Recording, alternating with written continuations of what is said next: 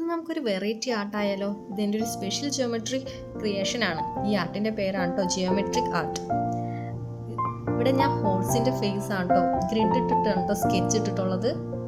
ഹോഴ്സിൻ്റെ ഫേസിൽ ഞാൻ ഇവിടെ കുറേ കളേഴ്സ് ചെയ്യുന്നുണ്ട്. Red, blue, yellow, green, dark blue, അങ്ങനെ കുറേ കളേഴ്സ് മിക്സ് ചെയ്തിട്ടുള്ള ഒരു കളർഫുൾ ഡ്രോയിങ് ആണ് കേട്ടോ ഇത്.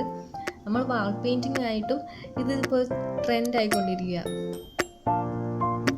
കുറേ കളേഴ്സ് മിക്സ് ചെയ്ത് കാണാൻ തന്നെ നല്ലൊരു ഭംഗി തന്നെയാണ് നമുക്ക് കണ്ണിന്.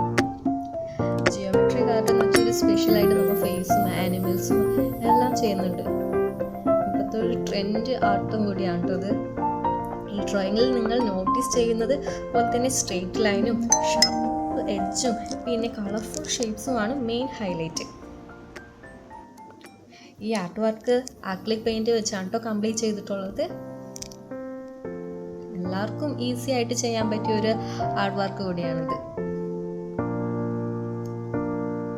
എല്ലാ കളേഴ്സും കൂടി നമുക്ക് ഓരോ ഭാഗത്ത് പല ഭാഗത്തായിട്ട് ഇടവിട്ടിട്ട് വേണം പെയിന്റ് ചെയ്യാൻ. കുറേ കളേഴ്സ് ഇങ്ങനെ കാണുമ്പോൾ തന്നെ ഒരു ഭംഗി തന്നെയാണ് കേട്ടോ. റിയലിസം മാത്രമല്ല, ഷേപ്സും കളേഴ്സും ഇമാജിനേഷനും എല്ലാം കമ്പൈൻ ചെയ്ത് ഒരു യൂണീക്ക് ആർട്ട് വർക്ക് ക്രിയേറ്റ് ചെയ്യാൻ പറ്റും. നിങ്ങൾക്ക് എല്ലാവർക്കും ഈ വർക്ക് ഇഷ്ടപ്പെട്ടെന്ന് കരുതുന്നു. ഞാനിവിടെ ഗ്രീനും ബ്ലാക്ക് കണ്ടോ നമ്മൾ ലാസ്റ്റായിട്ട്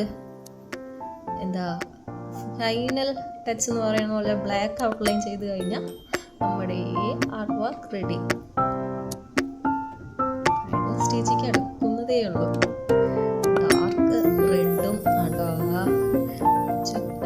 അപ്പുറമുള്ള ഒരു ഓറഞ്ചിൻ്റെ ഇടയിൽ ഞാൻ ഡാർക്ക് റെഡ് ആണ് കേട്ടോ യൂസ് ചെയ്തത്.